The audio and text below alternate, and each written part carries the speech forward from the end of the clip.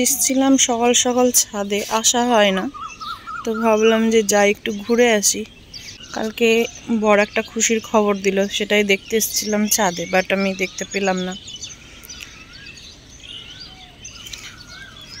কি সুন্দর ওয়েদারটা, কিন্তু না একটু পরে যখন রোদের তাপটা বেড়ে যাবে তখন আর ভালো লাগবে না।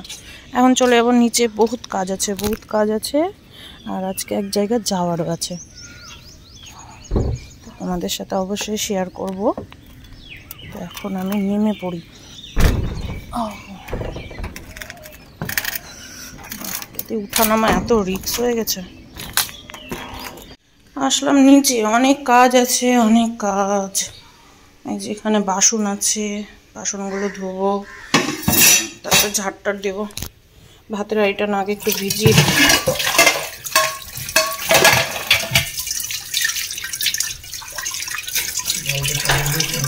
না দিব, এখনই তো উঠলাম।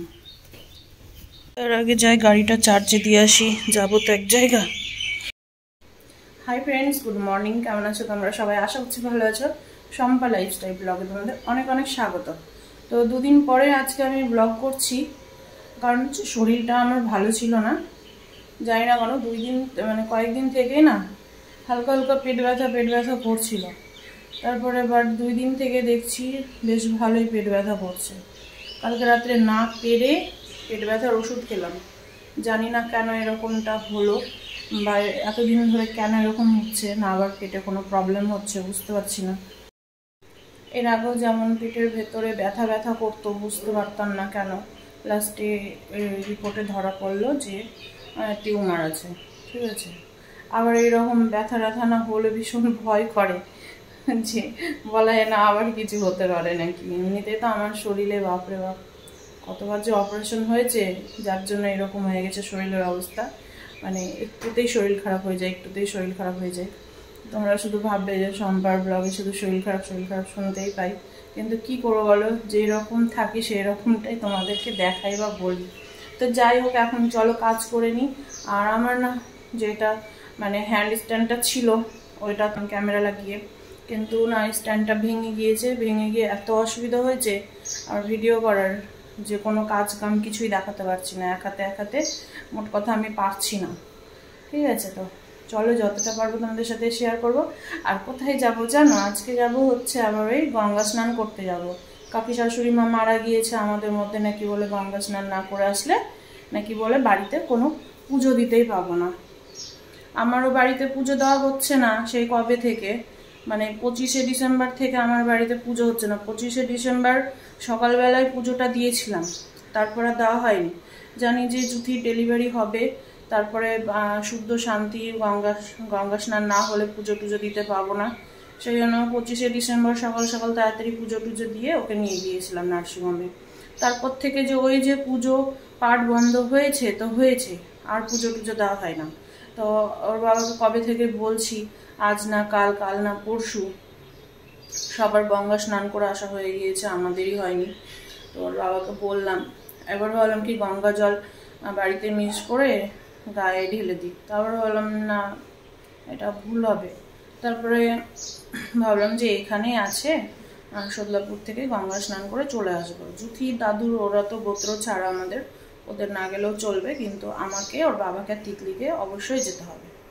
আর ওর বাবাও গঙ্গা স্নান করে আসলে না সন্ধেবাতি দোকানেও দেওয়া হবে, বাড়িতেও আমার পুজো টুজো হবে। তো চলো, ওই জন্যই ভাবছি যে সকাল সকাল যাই, গঙ্গা স্নানটা করে আসি, তারপরে হচ্ছে ও দোকান চলে যাবে, তারপর আমি এসে বাড়িতে তখন রান্না বান্নাটা করবো। এদিকে আমি তো একদম রেডি, আর হচ্ছে এটা পরেই গিয়ে স্নান করব, তারপর আবার অন্যটা পরে চলে আসবো। তো একদম ওই জন্য একবার রেডি হয়ে গিয়েছি। আর এদিকে তিতলিকেও নিয়ে নিয়েছি। দিদুন স্নান করতে যাবা আমাদের সাথে স্নান করতে? মামে এখন উঠলো ঘুম থেকে, এখনো। তো এই যে এইদিকে ব্যাগের মধ্যে নিয়ে নিয়েছি সব জামা কাপড়। চ তিতলি চ। মামে থাকলো, জুথি যাওয়ার ইচ্ছে ছিল না। জুথি আমি বললাম যে তোদের মামেকে নিতে নিতে আমার আরো দিন পার হয়ে যাবে, তো পরে যাবি, বাচ্চাটা বড় হোক তখন যাবি।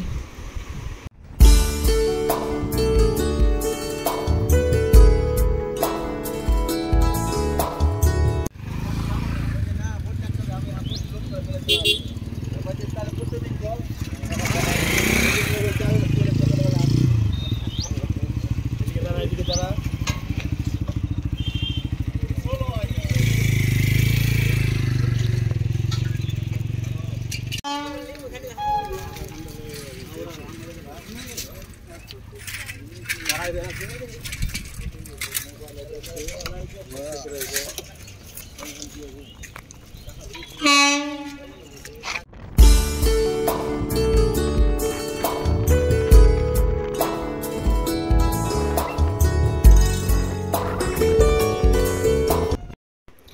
আমরা চলে এসেছি সোদলাপুরে। এখন ভালো একটা জায়গা দেখে স্নান করতে নামবো। স্নান করা তো অনেক জায়গা আছে চারিদিকেই, তো দেখি এখন কোন দিকটায় ভালো হয়। তো এই যে এই দিকটা দিয়ে আসলাম, আর হচ্ছে এদিকে আগে দেখি কেমন জায়গাটা হয়ে আছে। এর আগে তো খুব ভালো সিস্টেম করেছিল, এখন জানি না, অনেক প্রায় তাও কয়েক বছর পরে আমি আসলাম। তো এখন দেখি, তো এই জায়গাটায় একটা রুম ছিল, কি সুন্দর। তো দেখছি সব নিচে নিচে সব ছেলেরা বসে আছে, ওই জন্য এই জায়গাটা বাদ দিয়ে দিলাম। তো এখন দেখি, এখন ভাবছি কি ব্রিজের ওই পারটাই যাব। তো চলো তোমাদেরকেও দেখাবো। আর আরেকটা আছে পাশেই নদী, মন্দির করা আছে, মানে খুব সুন্দর ওই জায়গাটাও, কিন্তু না মানে গাড়িটা না উপরে রাখতে হবে, রাস্তার উপরে, ওই জন্য গাড়িটা দেখা যাবে না। তো এই জায়গাটাই এসে দেখলাম। তো এখানেও দেখছি ঘরটাতে কোনো গেট ফেট কিছু করা নেই, এই যে দেখো। তো ওই জায়গাটা অ্যাভয়েড করে দিলাম। তো ওই দিকটাতেই যাই, ব্রিজের ওই পারটাতে যাই, ওই দিকে রুম টুম আছে, তো ওই দিকেই যাবো ভাবছি। তো এখন আমরা ভাবলাম ব্রিজটা পার হয়ে ওই পারেই যাই। আর এই ডান পাশে আর এক জায়গা আছে নামার, ওই জায়গাটা তো খুবই সুন্দর, কিন্তু গাড়ি রাখা যাবে না বলে, মানে গাড়িটা দেখা যাবে না, আর গাড়িটা ওখানে নিয়ে যাওয়া যাবে না বলে আমরা ওই দিকটা বাদ দিয়ে দিলাম। তো এই দিকে দেখো, এই যে আমাদের সোদলাপুরের গঙ্গা, ছোট্টখাট্টো গঙ্গা, একদম সরু গঙ্গা চলে এসছে। তো আমার ভীষণ ভালো লাগে এই জায়গাটা, জানি না কাকে কেমন লাগে। আর এই যে দেখো, এখানে আবার দেখছি কি, আমি কত বছর পরে আসলাম বলো তো, এসে দেখছি মন্দির টন্দির কত সুন্দর করে করা হয়ে গেছে। তো এইদিকে আমাদের স্নানও হয়ে গেছে। তো চলো, আমি তো সেই রকম কিছু পুজোর জিনিস নিয়ে আসিনি, ধূপকাঠি নিয়ে এসেছি, তো ধূপকাঠিটাই দেখিয়ে দিই। আমি জানিও না যে পুজো টুজো ঠিক মতো দিতে পাবো কি না মন্দিরগুলোতে, ওই জন্য নিয়ে আসিনি। আর ওইদিকে যে আমার বর নিল শাক, তো মানে একদম টাটকা জমির শাক পেয়েছে, সারটার দেওয়া ছাড়া, ওর জন্য আবার নিয়ে নিল। এই শাকগুলো খেতে না ভীষণ ভালো লাগে, কিন্তু ডাঁটা শাক আছে।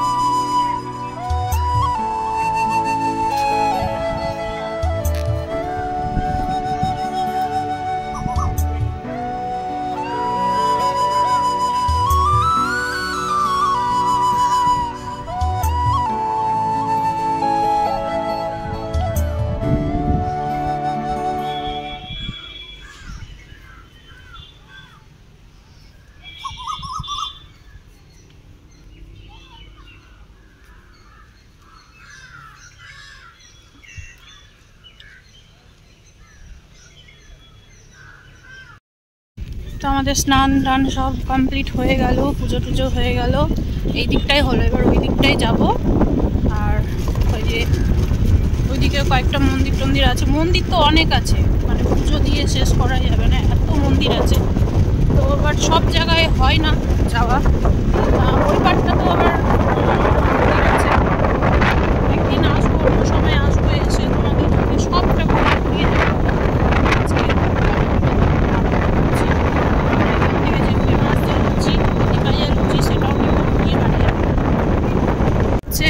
মহাদেব বিশাল বড় সড়ো। এটা নতুন করে হয়েছে, মানে নতুন বলতে তাও কয়েক বছর হয়ে গেল। আর এই যে এইদিকে সব এখন এদিকটাই যাচ্ছ, এদিকে যেতে বারণ করেছে না। চলো এমনি একটু ঘুরে চলে আসি। তো আমরা যখন গয়া যাই তখন বলেছিল যে যেদিকে মানে চুলি টুলি আছে ওই দিকটায় যেতে বারণ করেছে। তো তারপরেও আসলাম একটু তোমাদের সাথে শেয়ার করার জন্য, আসা হয় না। আর প্লাস হচ্ছে আমরা তো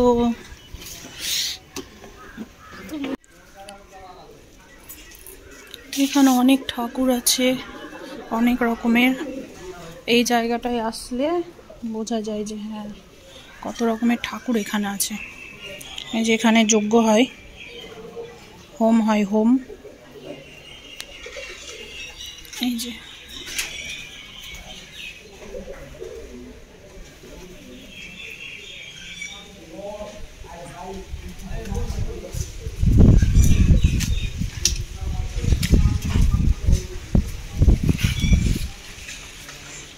এখানেই একদিন আসতে হবে বলো, একবারে এই জীবন চলে গেলে ওই জীবনে সারা জীবনের জন্য এখানেই।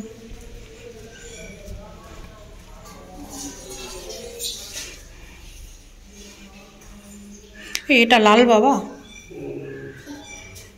তো এটা হচ্ছে লাল বাবা। আমি অত জানি না ঠিক সঠিক, সেবাদাস লাল বাবা, চাচল মালদহ, জন্মভূমি চাচল।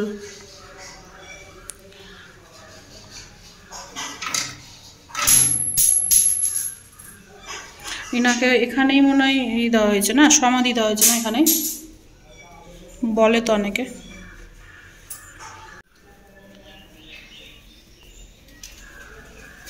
এখানে দেখার একটা ঠাকুর, এটা দুর্গাই হবে, দুর্গা শিব, শিব আছে। ফোকাস নিচ্ছে না ক্যামেরায়, তো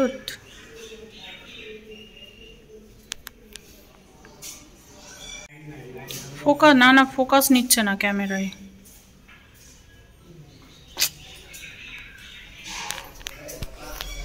এটা হচ্ছে কামাখ্যা মাতারা, এই যে। আর এটা হচ্ছে সূর্য মন্দির। এখানে সব রকমের ঠাকুর পাবে, সব, কোনো বাদ নেই। এত ভালো লাগে এই জায়গাটায় আসতে। এটা হচ্ছে যে বজরংবলী,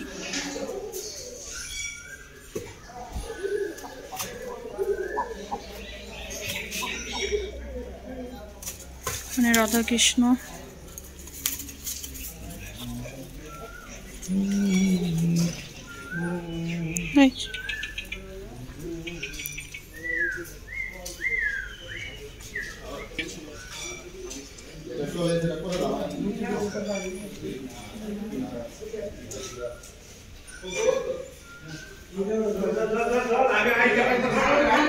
হচ্ছে আমাদের ভোলে বাবা।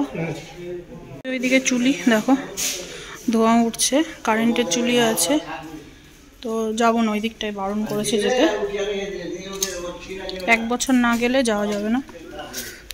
এরপরে যখন যেতে পাবো তখন আসবো। এখানে তিতলিকে দাঁড় করিয়ে রেখেছি।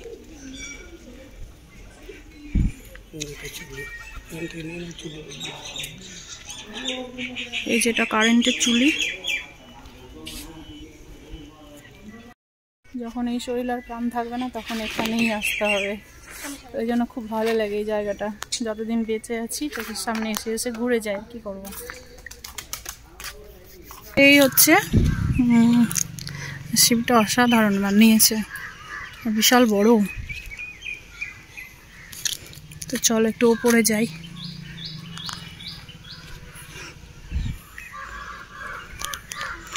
এখানে হচ্ছে কোন কোন দিন ভিড় হয় কি যেন বলে, এই যে সংক্রান্তি, পৌষ সংক্রান্তি আর মাঘী পূর্ণিমাতে তো বিশাল মেলা বসে, কোনো চান্সই থাকে না এগুলোতে পা দেওয়ার। এত রোদ না, পায়ের তলা পুরো জ্বলছে। তো এই হচ্ছে সোদলাপুরের হাতিবাইয়ার লুচি। তো ভেজে ভেজে এখনই রেখেছে, তো গরম আছে, এটাই নিয়ে নেব। লুচি, তরকারি, আর হচ্ছে আমরা না বুদিয়া বলি, তো অনেকে বোদে বলে। তো এখানে সব কিছুই হচ্ছে মানে কিলো হিসাবে, ঠিক আছে, পিস হিসাবে পাওয়া যায় না।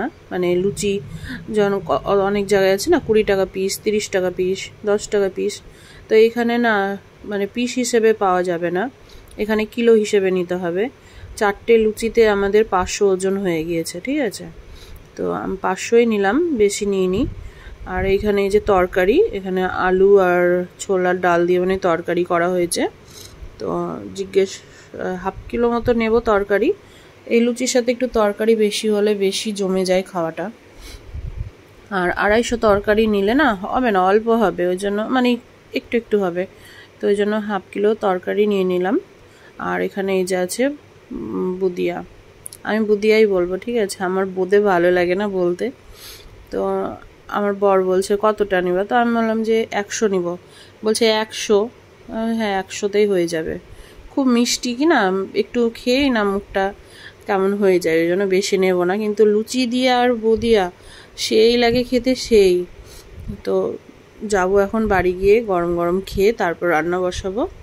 তো চলো বাড়ি গিয়ে কথা হচ্ছে। এখানে 80 টাকা কিলো করে নিল সব কিছু। কিন্তু এই যে এখানে দেখো দাদুকে দিয়ে দিয়েছি লুচি, তরকারি, বোঁদে। দাদু আবার আলু টালু খুব একটা খায় না। আর এখানে এই যে আমার আর জুথির, ওর বাবা খাবে না, তিতলিও বলছে খাবো না। তো এই যে এখানে লুচি, কত বড় বড় লুচি, একটা লুচি খেলে পেট ভরে যাবে একদম। তো খাবো, খেয়ে ভাত বসাবো। তো পুরো ব্লগটা দেখতে থাকো, সাথে থাকো। খাওয়া দাওয়া সবার হয়ে গেল সকালে।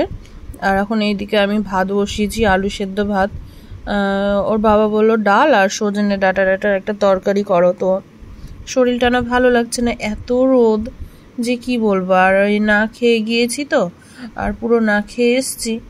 তো আমি না কি বলতো, মানে 10টা বেজে গেলে না না খেলে আর বাইরে টাইরে বেরালে এই গরমের সময় শরীর ভীষণ খারাপ করে।